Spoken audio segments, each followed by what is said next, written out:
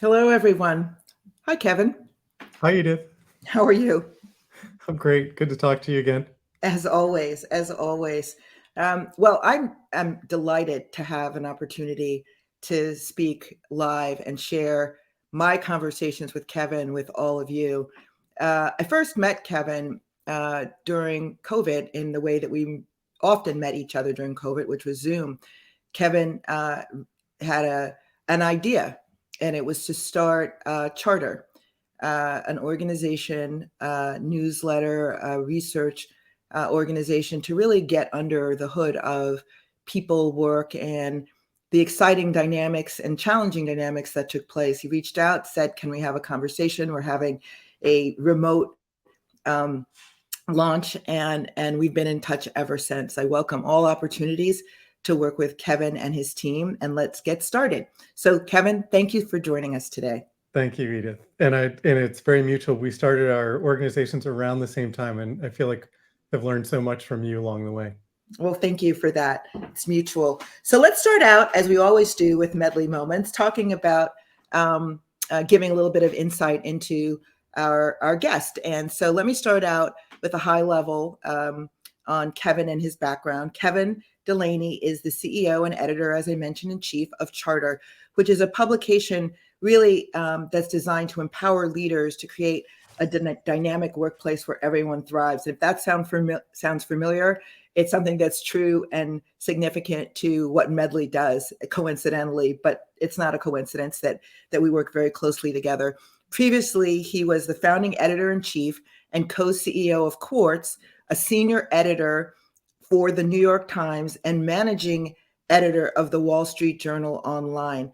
And so as I was looking over your background, Kevin, I was struck by that you started out as the editor-in-chief of the Wall Street Journal, familiar with the Wall Street Managing Journal, editor, like yeah. that, and where you are now. Now, can you share your story with everyone who's joining us in the way you'd like to tell it? Sure. Specifically, how'd you go from that to Charter? Yeah. So I worked at the Wall Street Journal for 16 years. I was a correspondent in Paris and then in San Francisco covering Silicon Valley, and then was managing editor, leading the digital efforts of the journal for several years. And I there and actually at Quartz, which I started after that, I was part of the founding team with some great collaborators on, was trying to understand how to lead, how to be a good leader, how to manage a team, and how to lead an organization, eventually of some hundreds of people. And what I found is that the things that were out there did not actually support my leading in coherence with where I thought the world was going. And there are some macro vectors that we talk about, things like sustainability, inclusion, reinventing capitalism, the future of work amid automation, multiple generations in the workforce, a topic that we're collaborating on. And I felt like the existing sources of information and guidance didn't really speak to those and equip me in ways that gave me confidence to do things like run meetings that were perhaps more inclusive, or think about compensation in ways that were more fair, or how to show up as a leader in a multi-generational workplace. And so I've long had this belief that there is a need there. And I, after Quartz, worked on a project at the New York Times on economic inequality, and came out of that in 2020 feeling like this was really the moment, that this was the time to actually try and build this organization and provide this resource to managers and leaders that didn't really exist. And so I started an email newsletter to try and get my arms around the topic, to really feel out whether there is enough demand. And quickly the readership grew, and we had sponsors, and it became clear that this was actually something that was resonating with people, and that we could build a company around to try and support people bridging research to practice in basically in the new ways of managing, so that workplaces are fair places for people to work, but they're also dynamic. So they're places where people thrive, where they can do their best work, there are places of creation and innovation.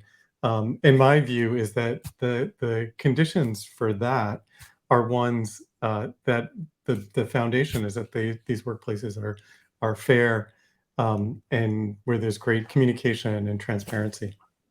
And Kevin, if I might go a little bit deeper with you, so you are a persona that we often find at the head of organizations across industries, and many have a leadership responsibility, as I have, as others have had. What sparked you to want to really dig deeper and to learn more? Because you're clearly talented, you're clearly moving just fine through the journalism path. What was it that made you say, I need to be better? Yeah, As a leader? it's a good question. I feel like what happened to me, if I really sort of press on it, is that there were a number of moments when I was leaving Quartz, which is this organization that I co-founded, had an excellent culture, had a really global, was a really global organization, attracted incredible talent, and built this thing, from nothing into a bit of a movement. Um, and there are moments where the frameworks that was supplied or I'd grown up with really failed. And so one example is running a meeting and and having being sure to have a culture of inclusion in running meetings that didn't tolerate or move beyond the white dominance that is a reality of so many of our organizations. And actually trying to understand that required me to go beyond the tools that I had been actually given, as I grew up as a manager. Another thing is around another kind of moment of real interrogation is around compensation. And, I saw that it didn't seem always fair that people were paid different things to do the same job. And that included workers, teammates, colleagues of mine who might be based in another country who are paid a fraction of what my colleagues, in the US were paid, or people who happen to work on the advertising side might be paid a lot more than the journalists who made similar contributions, if you could quantify them. And so it was clear to me that a lot of these structures actually just kind of broke down, and they weren't serving me. And so that starts, an interrogation. Then you start looking for answers, and actually there are answers out there and different approaches. There are things like different practices for running meetings, and also if you think about compensation, there's pay bands and salary transparency. There's something that we do, which is we have no negotiation job offers, which removes some of the advantages that more represented groups often have in negotiating their salaries, like that kind of thing. So you ask the questions and you start realizing their answers, but they're just not kind of broadly available. So I think there's a number of things that I just want to, pinpoint in what Kevin described. First of all, owning the responsibility as a leader to really know what you don't know and to get schooled on what's out there to make you more impactful to your organization and to your colleagues. And I heard a real sense of responsibility around that, which I think is super important and very intentional. I also think that I heard how critical it is to drive thinking on fact, data, fairness. Now, fairness, fact, data, you might say, well, are those words that should be in the same sentence? And I would say, yeah, actually, for sure. And not leaving things for chance, which is something that I've always deeply believed in, which is if you want a truly inclusive environment, is just not going to happen. You have to think about your practices and your behaviors, model what it's going to take, and then really insist and give people the tools to make that happen. So thanks for sharing that. Let's go into talking about intergenerational differences. I learned the other day something that from Charter and the work that we did in creating a playbook on intergenerational fluency, that there are currently 5 generations of folks in the workforce today, from baby boomers. I would say I like the baby part of that, boomers. And I guess I I'm obviously not part of the silent Gen, to the current Gen Z population. And, the truth is that those are labels that are focused on when you were born and when you're coming into the workforce. And I do think it's really important to highlight that some of these sort of groupings are quite different when you take them out of the US context, when you move across ethnicities and you make it global. But having said that, this is top of mind for so many people. The intergenerational fluency. First of all, define that for us. What does that mean? Yeah. I think intergenerational fluency, when we're talking about the leadership context, especially, is about, and I mean, putting the definition, I think, is actually being able to work or lead in a workplace across generations with feedback, communication, understanding, to allow people to do their best work. I think ultimately that's what it comes down to, in the workplace. And I think that intergenerational fluency at its core is about communication. And it's like so many things in life, when people make assumptions about other groups without communicating, without sort of doing the hard work of pressing through sometimes and just making assumptions about people. At the core of leadership in a multi-generational environment is actually good communication across those generations. And when you talk about communication, are you talking about the way you talk to people, the way you hear people, both perhaps? I mean, I think it's both. And I think the way that you talk to people also influences what people will say to you and what you're able to hear. Or maybe I should make a correction. Talk with people.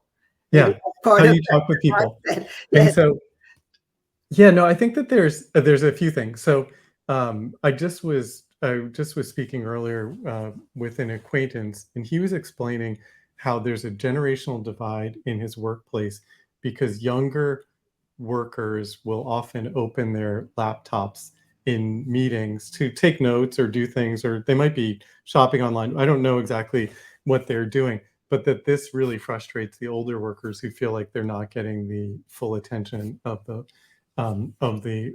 younger workers. This may be a familiar scenario for some people who are watching this today. And just listening to him, it struck me, and this came to the fore because he initiated a conversation for how meetings were going, and then very quickly this emerged as a point of real friction between these groups. And it occurred to me just that this tension had existed. It was clearly driving particularly the older workers crazy, and actually just creating the space to have a conversation about it itself was progress in terms of the communication between these different groups who are in kind of silent conflict with each other. So I would say, like, the first thing is actually just opening a space for communication. The second thing is really signaling openness to feedback. And I think that because of the power structure or the power dynamics in organizations, the older generations often signal that they're not interested in feedback from younger generations. And so that is, just simply asking for feedback. One technique that I like is to ask, can you give me feedback on the scale of 1 to 10 on how that meeting just went? And then you could say, what would have made it 1 point better? So if it was a 6-point meeting, maybe what could have made it 7 points?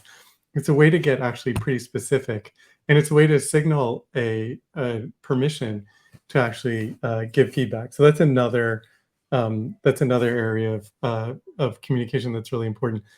And I would say the last thing is just actually in the vein of the laptop example, just making the implicit explicit. So having a lot of organizations have playbooks for individuals and for the workplace, sort of writing down what the expectations around the culture and norms of an organization, which actually are a starting point for discussion about what is not working for people in an organization. All very excellent points. I think one of the things that really resonates with me, in my personal experience, in addition to the laptop example, I co-founded Medley with my daughter, Jordan Taylor. It's a small group company, and we work with enterprises who offer their leaders opportunities to really get together and gather and practice what it's like to be effective in small groups. And actually, it makes me crazy when she has her laptop up when we're talking. And even on Zoom, I hear the keys, Yeah. and it makes me a little bit crazy. But I would say that my pattern is I write things down. Yeah. And I remember actually that used to drive my boss crazy, because he thought that I wasn't paying attention and listening to his words of wisdom. So Yeah. I suppose these patterns repeat. What's different now is that there's a conversation and understanding around that. One of the things that you highlight and that we worked on together was why in the intergenerational fluency playbook that we collaborated on, is what an extraordinary opportunity it is to really tap into the genius across these generations.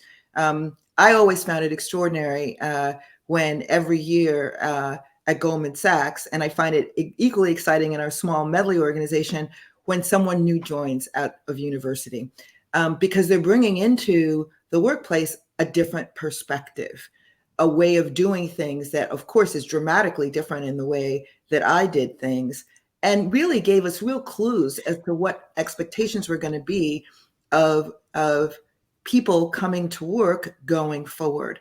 But I was excited by that. There were others that were not so excited, that wanted people to conform. When I was getting started, when I was an analyst, I never got a medal unless I deserved it, that kind of chatter.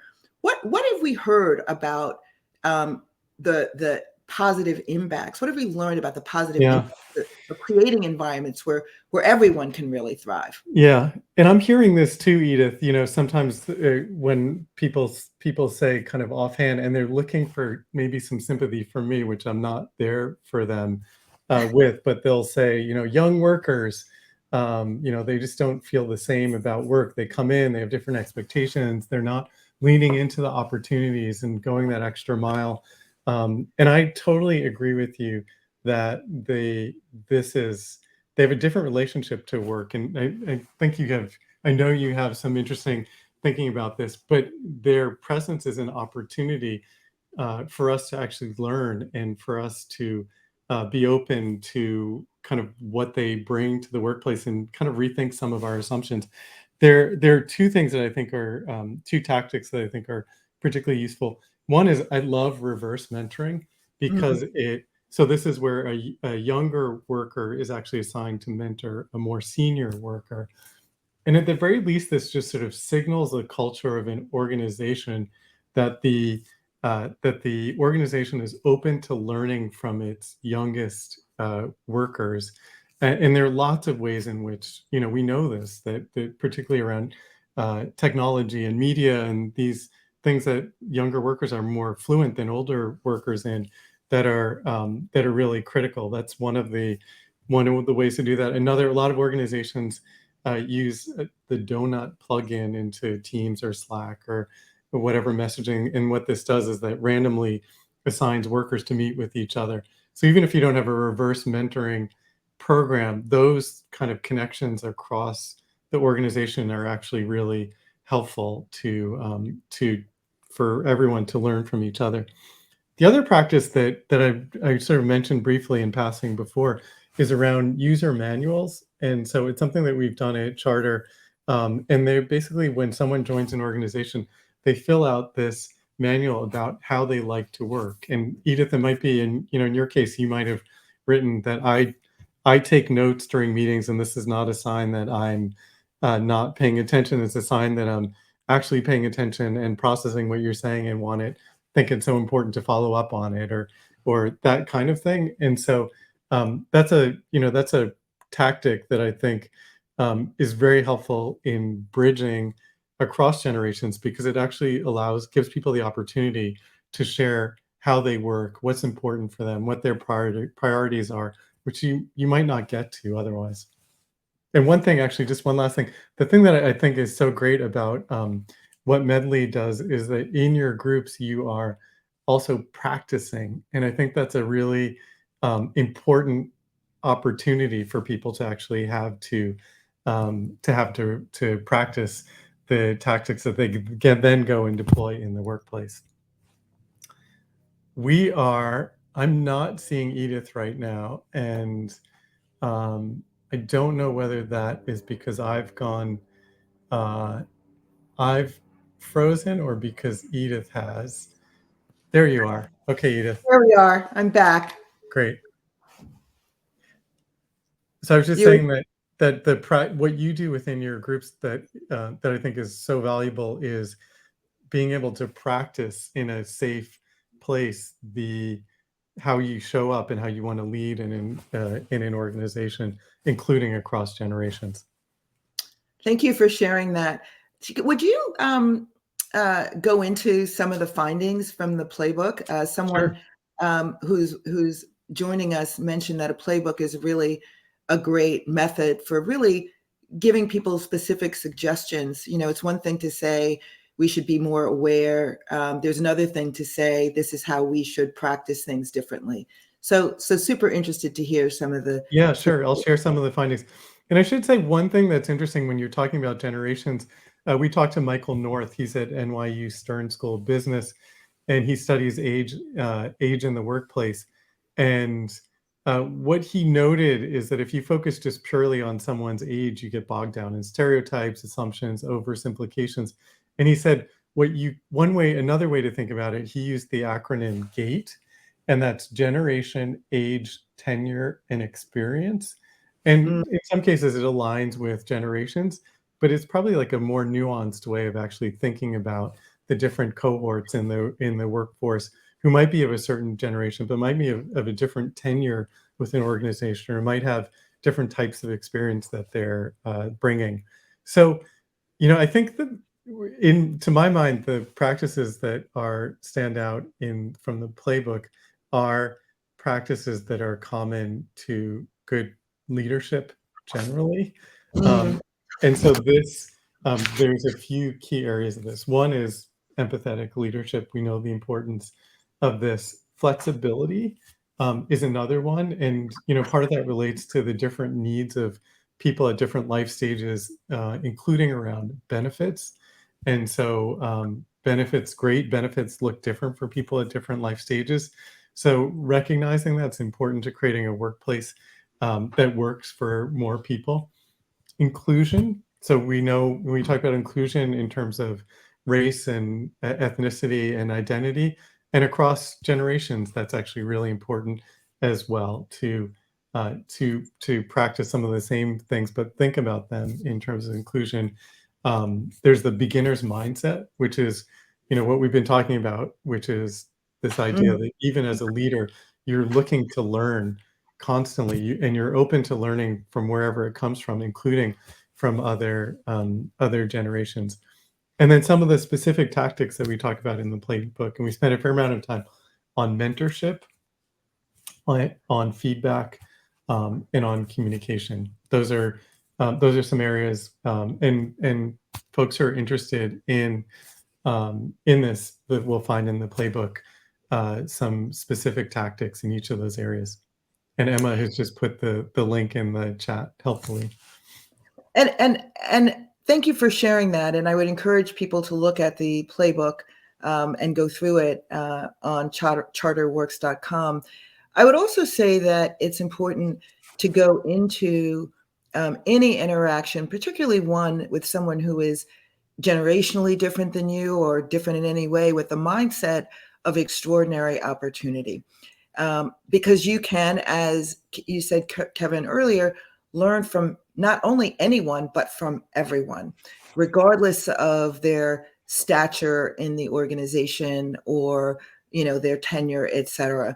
In fact, I would suggest that as a leader, you're almost, I would say, more incented, or should be more incented, to get out of your comfort zone of the circle that you live in a day-to-day, and reach out and branch out and see what someone knows that you don't know. Because increasingly, what's going to make a difference in an organization in terms of its impact and relevancy is its ability to look at someone's genius, and regardless of how long they've been in a job, say, you know what, that person has an instinct or an expertise that really matters, in terms of understanding the direction. But that's hard to do as a leader. Kevin, what advice would you have for people who are coming in the workplace today to appreciate the complexities of that, and to contribute themselves to an environment where leaders are more receptive to being vulnerable, to asking questions, to learning from someone who is, quote, technically not as senior? What can people Yeah. who are starting out do to contribute here? It's a really interesting question, Edith, and one that I don't think gets asked enough. Because we do in our playbook, we focus a lot on the leader, and what you're asking is, what are the people who are new to the organization, how can they contribute to the sort of workplace that they want to work in as well. I think that the communication and feedback, it's really hard when you start in an organization to feel confident enough to give feedback to people who are more senior than you. But I actually think that is really the sort of two-way kind of feedback and communication is really critical. And I think that early in our careers, we don't recognize the extent to which good managers and good leaders actually appreciate it. If you tell a manager who is open-minded, who you can see as a sort of manager who you respect and is there to support you, if you can give them quality feedback, that's an incredible gift and helps build the culture that is enriched by having multiple generations.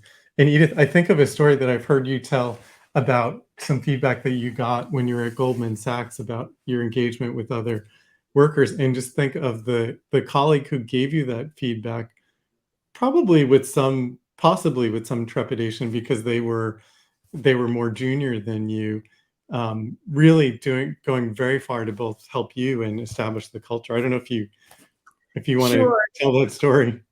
It's sure. such a good. First of all, I really appreciate Blanca's comments in the chat. Believe in your voice no matter your tenure. If you work for a good leader, that will welcome that, because I do think that your point started out with, well, if you're working with someone who's receptive, et cetera. But, sometimes people aren't. And let's just go with the belief that it's not because they're bad actors. It's just because they don't have the skill. They've got a lot on their plate. All excuses, but for an individual, they might be legitimate to them. I've shared with Kevin in the past the scenario where, I was running a very large division. I always got super excited when someone came to share their thoughts on their business or a new idea, and really, really looked forward to it on my schedule. And when people would arrive, they usually would have a deck and all sorts of analysis. And before they got through like page 1 or 2, I'd be all in. Because I'd been so excited, I would ask all these questions and I would take them off piece and they would respond, and then I would challenge them and go one-on-one, and the meeting would end. And I was like, oh man, that was great. And although we only got through like a quarter of the work, I was like, oh, that's terrific. I've got ideas, there's follow-ups. And I didn't know actually that the person who was there to share their thoughts was completely demoralized and felt marginalized, actually, because I didn't respect that they would get to the questions that I was asking. And often, if you looked at the materials after the fact, they would eventually get there. And they just were super frustrated because they felt like I didn't trust that they had done their work. And I was so blessed and fortunate to have a colleague, Annie Lou Vasquez-Ubari, who was my chief of staff at the time. He was the CHRO of TPG, who pulled me aside. And I remember the conversation like it was yesterday, and said, hey, what'd you think of that meeting? I was like, oh, it was great. They were just super. And she said, well, I just want you to know that that she thought it was awful because you didn't let her finish her sentences. It's like, but everybody knows I love questions. I ask a lot of questions. That's like how I relate to people. She's like, I don't know. You might want to think about that because you loved it. But again, it'll probably take her a while to recover from that. And, the next time she's in a meeting, particularly with you, but with other people, she's going to really speak up because she's going to like get the 10 questions. And so, I think about that often, Kevin, as an opportunity for me to really learn. I still ask a lot of questions, but I'm also more respectful of giving people the opportunity, as someone suggested earlier, to use their voice. I will sometimes give feedback that perhaps we could get there faster or maybe differently, but I approach things in a different way. And so, And your colleague really modeled the giving feedback and the value of it, which has stayed with you to this day. It's an amazing story. To this day. And, I have felt that I've been fortunate to have an opportunity to mentor, to be mentored, and to work and to learn from people, not only in organizations that I've worked with, but organizations that I've come to work with. And you, Kevin, and your colleagues at Charter are an example of that. And I think that it's super important to always go into conversations with this perspective of, I think I know a lot, but I don't know everything. And so that's my closing thought. Kevin, what were your closing thoughts? Well, first of all, thank you, Edith, for this conversation. It's energizing to talk to you about these things, and someone with your experience and the work you've done in the business world to bring the perspective that you have that is such a beginner's mindset, learning mindset, is really a model, I think. So I'm really thank you for making me part of that. I would come back to kind of where we started in a way, which is so much of the challenges of that exist in multi-generational workplaces are about communication. It's about not giving the feedback. It's not being open to hearing the feedback, and so much of it is creating the space to have those conversations, to being open to it, to maybe putting your ego aside sometimes, or taking a bit of risk by sharing that comment. And if we can do that across generations, as you said, Edith, there's incredible richness and benefit to everyone to making that work. So thanks for the partnership around this playbook, which I'd encourage folks to go to and download so they can see in more detail what the research tells us about how to put this into practice. Thank you, Kevin, and thanks for everyone that have taken the time to learn from Kevin and the work of Charter and Medley. We are super excited to have this opportunity to share our thoughts with you today. Take care. Great.